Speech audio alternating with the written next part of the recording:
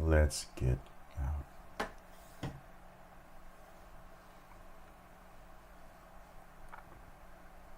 I forget that I'm not muted for the start of the program anymore.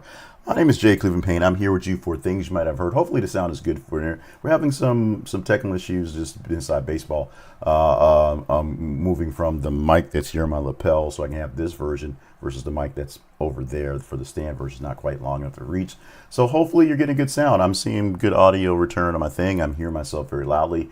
If I need to turn myself up, let me know. So let's get into the stories for the day. Today is Thursday, the 8th of January, 2026, and we have 8 stories for you. The top story is the top story, which has overtaken everything, very sadly overtaken. In fact, we did 2 hot takes on it yesterday, and we're going to talk about it now because we've got some development, if you want to call it that, but we have some more details on what is essentially a senseless shooting that happened in Minnesota yesterday, plus 7 stories, other stories go along with it. 8 stories total. Today we're going to give you some nice details on Minneapolis, of course, also Salt Lake City, a shooting there, which also seems unnecessary, and the unnecessary issue we have with a fight that is to overtake Greenland, because we must have it. Although we already have bases there and we can do what we want there, we must have it because we must.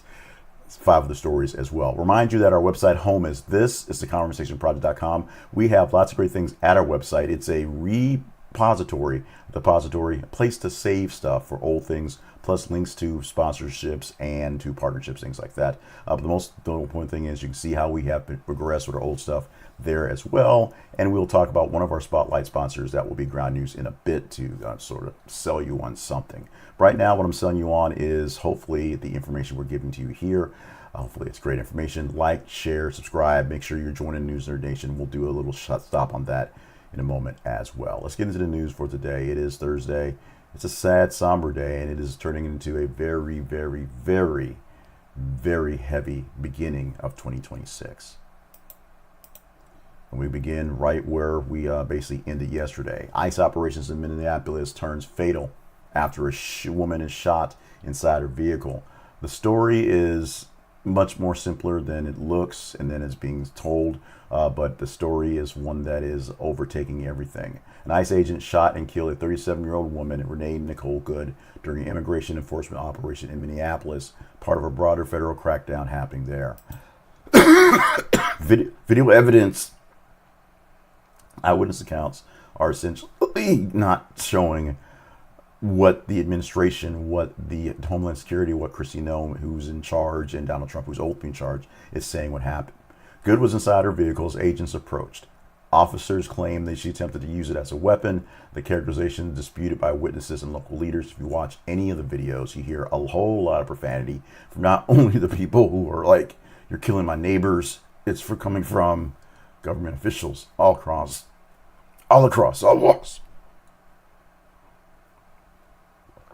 Now, let it be known that Good is a U.S. citizen. She's mother 3 and was reportedly trying to back up and turn away from the agents as she was fired on her car with multiple shots. The shooting occurred East 33rd and 34th Street in Portland Avenue. Now, what's interesting about that address, which means nothing to most people, it is literally blocks from the 2020 George Floyd killing. It's right down the street from the area, which was brought up pretty quickly in the issue. And this was not a man resisting arrest. This was a woman who police officers or ICE officials said was trying to ram them and get in the way of their work. But from all accounts, was just trying to, freaking out, was trying to get out of the way because things were getting a bit heavy. The mayor of Minneapolis, Jacob Frey, and the governor of Minnesota, Tim Walz, went to TV to talk about it. Mayor Frey said, "ICE, get the F out of town." Tim Walz said he's bringing in the National Guard to make sure there's any issues with unrest, doing it much faster than he did with Floyd, if you will. And they dispute the narrative that DHS has, where Kristi Noem says this man was trained, this man had experience, this man was doing what he needed to do to prepare and save his life and the officers. This is a story that's not going away. We have a lot of stories that apparently aren't going away. This is a story that leads to a bigger narrative, a bigger thought process, a bigger selling point that must be dealt with, and we will talk about this one for a while. So far, it seems like the main anchors have not gotten on scene yet, but it is still early in the morning. We'll see if it's an Anderson Cooper type of deal for the next couple of days. But right now, we have lots of unrest, lots of things going on. Vigil still going on overnight and very peacefully, as people basically want to make sure they are saying her name and getting the information out there. But the story, the narrative that the folks in charge and the story, the narrative of the folks that were bystanders are not jiving, which is a big deal. Meanwhile, another shooting last night. 2 people killed in a shooting outside a Mormon church in Salt Lake City. They were killed. Police investigators are actively processing the scene for motive and suspect information. This one's not getting as much play as the other one because, well, there's a lot of reasons why it's not getting much play. But this is one that sort of snuck up on us while we were dealing with the other issue throughout the day. They just kind of keep coming at us. Law enforcement responded after reports of gunfire near the church. Victims were pronounced dead at the scene. The investigators are interviewing the witnesses and canvassing the area to identify any suspects and any firearms evidence that could help them find a solution to the case. Authorities have cautioned that the motive remains unclear. They don't have anything to go with this one other than it's a shooting outside a church. They're dealing right now with ballistics and forensic information for the details. They don't have any of the underlining things like the whys as of now, and they're not trying to force it. They're working as best as possible, as quickly as can. Now, community leaders and congregants are also holding vigils there as well, while officials are seeking to basically reassure the public that the ongoing safety measures are in place. There is no killer on the loose, if you will, but they are trying to do the best to make sure people who are there feel safe, feel secure, feel like they can actually worship and just move around their lives. Wide open case happening last night with not very much evidence as we had in the previous case, which made that one that much more interesting and more infamous, if you will. This one, they will continue to work, and we'll give you updates as this one plays itself out as well. So the next story is complicated. It's complicated because it actually is a complicated story. It's a simple story about the seizing of oil and the seizing of assets in Venezuela. That's very simple. But what happened is U.S. actually seized the Venezuelan-owned oil tanker in the North Atlantic. But the deal is it's Venezuelan-linked because it's got sanctioned oil tanker. Actually, it was empty, which is kind of the weird thing. But after basically pursuing it, after seeing it first leave Venezuela, but being renamed and flying a Russian flag in the North Atlantic, intercepted and then taken into custody near Iceland. And so we have is the oil tankers, which are trying to legally ship oil out of the country, sell it to people who know they shouldn't be buying it but need it anyway, and making them some money. Essentially, they're cheating with it. It was a Venezuelan oil tanker that was owned by the country that they switched flags on, so it seemed like it was a Russian-owned vehicle, which it is not. It's tied to the broader U.S. campaign that's going to seize multiple tankers. They've already got 2 so far, and just keep them from selling oil, selling petroleum, selling their assets because they are sanctioned. Russia condemned the seizure as a violation of international law and maritime law. They highlight the geopolitical backlash that could come from that one. We are in essentially a potential perpetual stalemate with the Russians on various things. One more thing to add to our stalemate. A second tanker was actually taken yesterday in the Caribbean that was owned by Venezuela. Pretty obvious one that was there. So we actually had 2 knocked out yesterday, and there's just one. This one here was the big story because it was flying Russian credentials. It was trying to fake itself out and get past us. We apparently figured it out. It's also empty, so that's another big piece of the puzzle in that issue there. The arraignment for Nick Reiner's case has been delayed. His attorney is requesting a withdrawal from the case. Planned to do the arraignment on yesterday, but delays have happened for days, and his attorney is filing a motion to basically get off the case. He doesn't want to deal with it, prompting courts to basically have him to sit back and postpone it because no representation. The judge granted a short continuance, that's the word, to allow the new counsel to come in and basically cop the speed and review the files out there.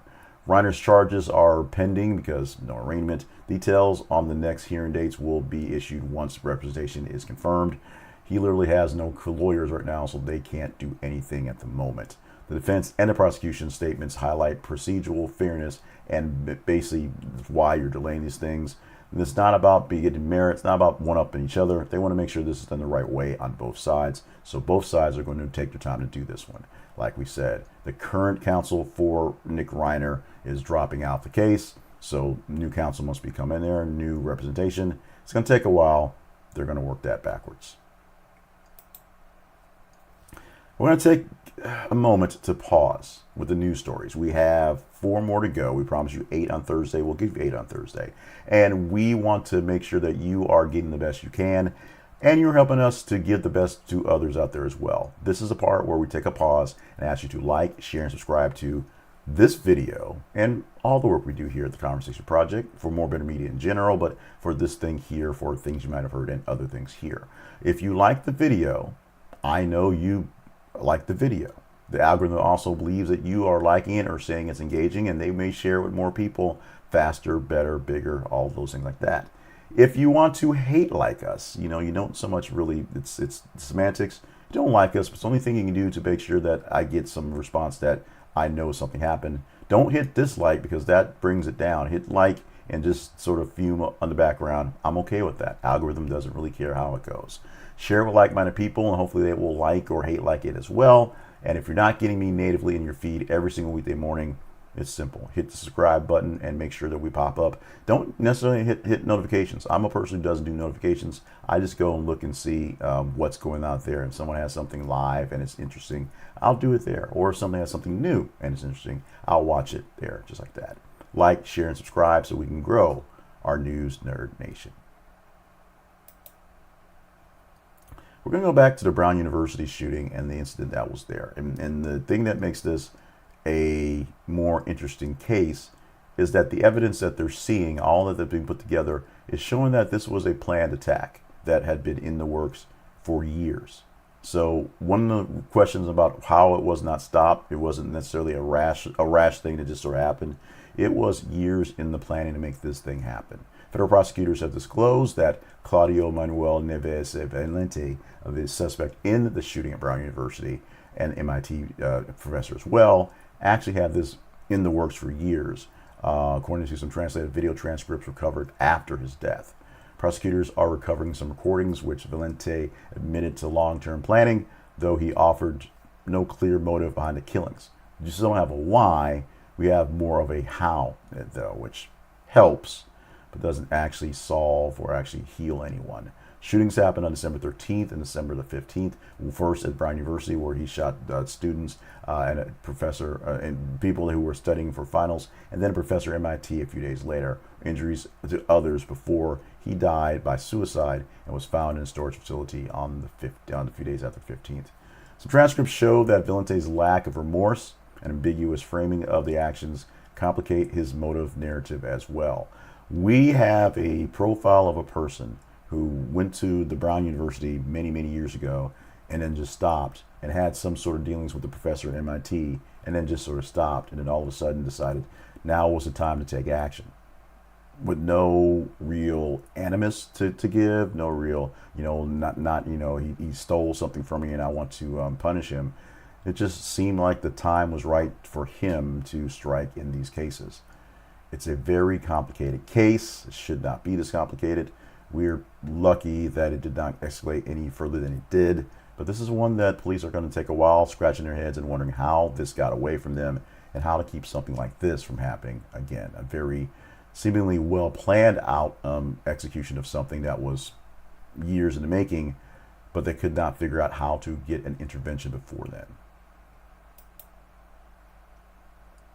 You didn't think we would get away without talking Guatemala at all, did you? Or Greenland at all, did you? So we're here. We didn't do it yesterday because there was all the backlash from Venezuela specifically.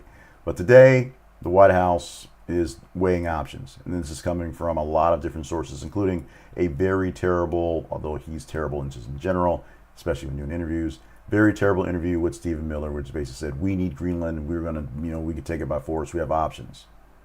That's what we're saying. confirming ongoing discussions with potential ways to acquire Greenland, with media reporting that military action is not off the table. It's something that's actually being considered by the White House. Officials are emphasizing that any approach would require some diplomatic and legal frameworks, and not just showing up and taking over things like we sort of did with Colombia and want to do with Greenland.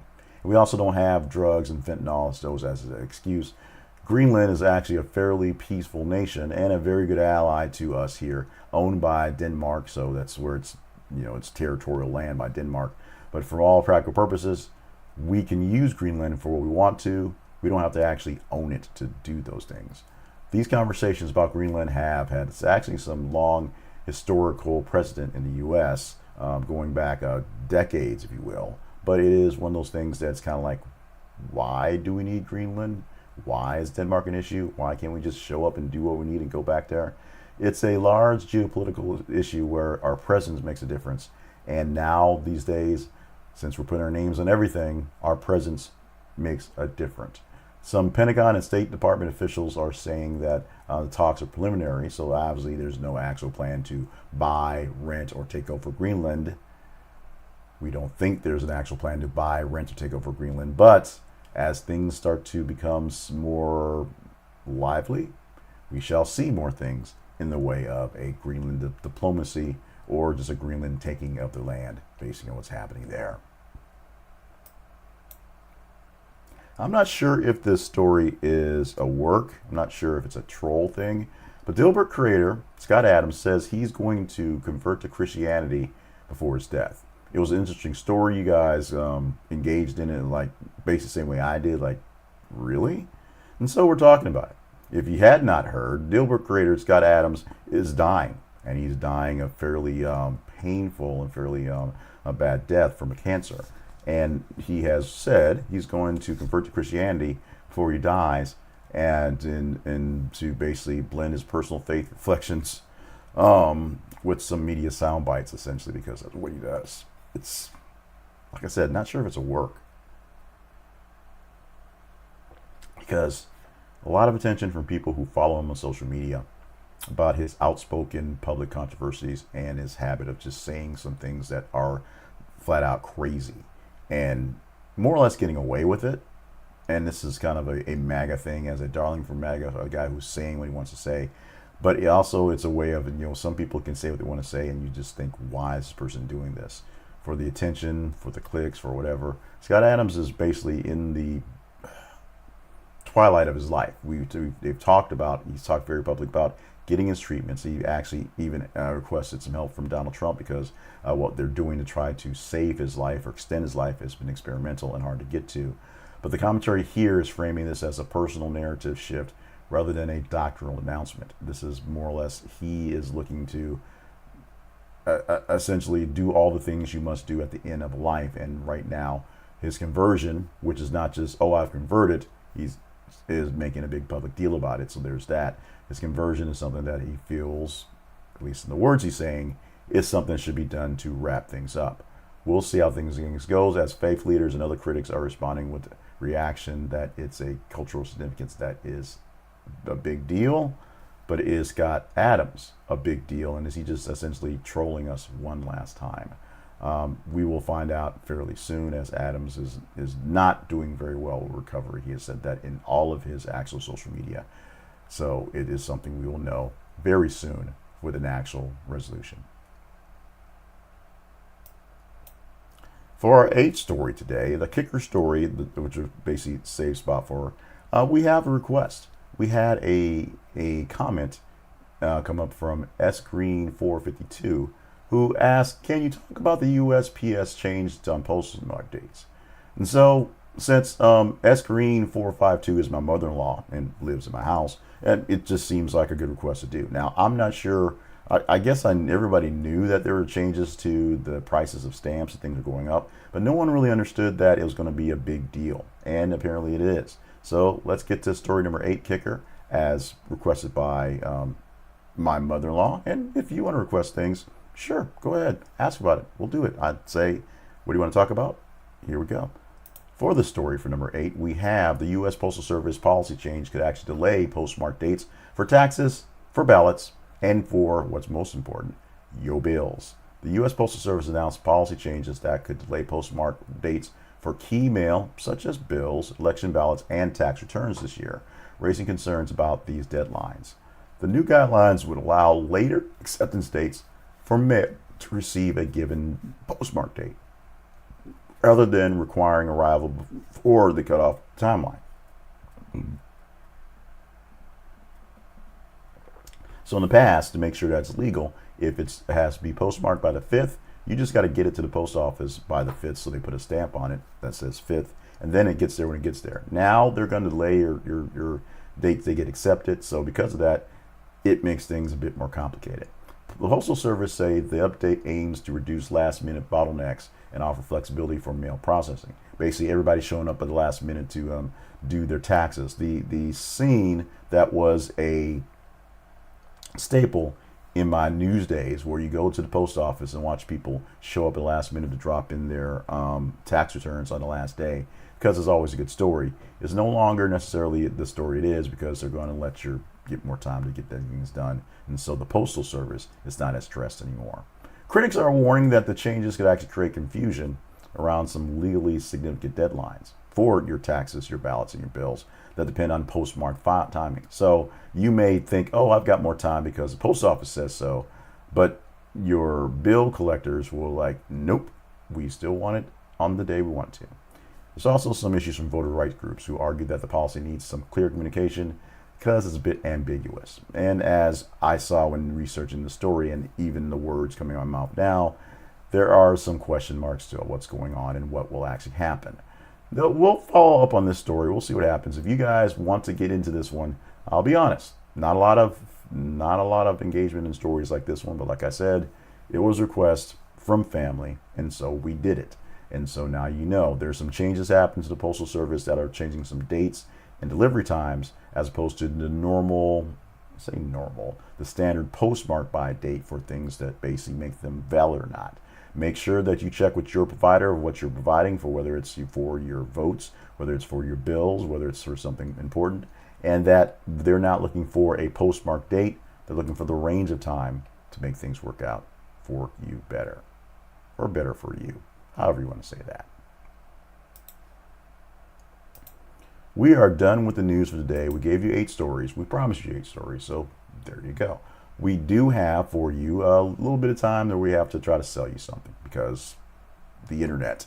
And that sells stuff, it should be a fairly easy sell. And that is Ground News. Ground News is a service that we use here for the Conversation Project and for various other things. The Conversation Project specifically, and for our news coverage that we have every morning, because it helps us figure out what stories are worthy of talking about. It helps that. It also helps figure out what stories are going off the rails.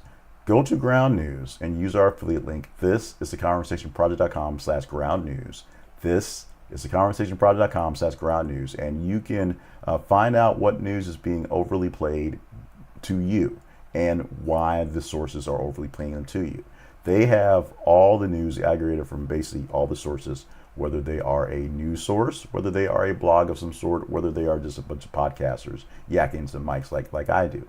They will take a story that they produce, they will put it out there and compare it to all the other stories, all the other places, all the other sources, and you can take a moment to figure out whether what you want to see is what you want to see and how you want to see it. And if you use their blind spot feature, you get a great chance to see some stories that are really being, honestly, overly played to you by various silos to make sure that you are following along in the narratives they want you to follow into.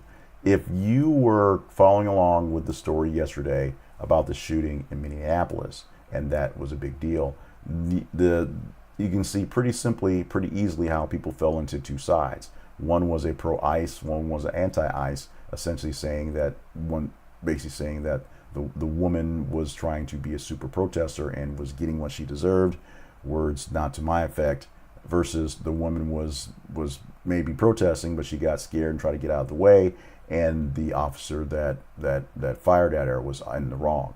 Essentially, it's a black and white issue on this one. There is no ambiguity there, either on the yay or nays. And so you could see what your particular news silo, what particular news source had to say about that story in particular, or any story out there. use our affiliate link. This is theconversationproject.com/ground news. We say affiliate link because you get a great deal for this one. You get 40% off their Vantage plan, and you can get great news all month long. We get a small commission for you stepping in the door. That's why it's affiliate link. So check it out at this is theconversationproject.com/ground news.